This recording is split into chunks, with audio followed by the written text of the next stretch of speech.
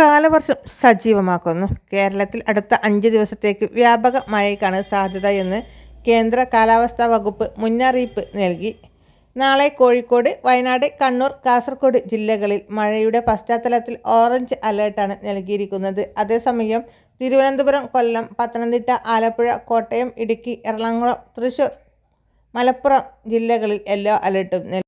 ശനിയാഴ്ച മുതൽ തിങ്കളാഴ്ച വരെ കേരളത്തിൽ മണിക്കൂറിൽ പരമാവധി 50 മുതൽ 60 കിലോമീറ്റർ വരെ വേഗത്തിൽ കാറ്റ് ശക്തമാക്കാനും സാധ്യതയുണ്ട്.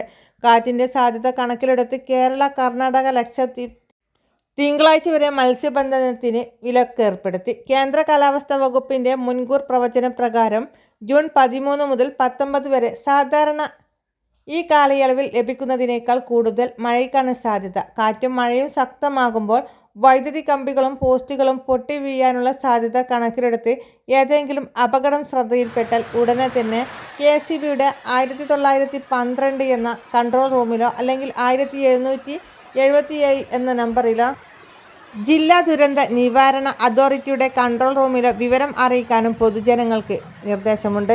വരും മണിക്കൂറുകളിലെ കാലാവസ്ഥാ അറിയിപ്പുകൾക്കായി ഈ ചാനൽ സബ്സ്ക്രൈബ് ചെയ്യുവാൻ മറക്കല്ലേ.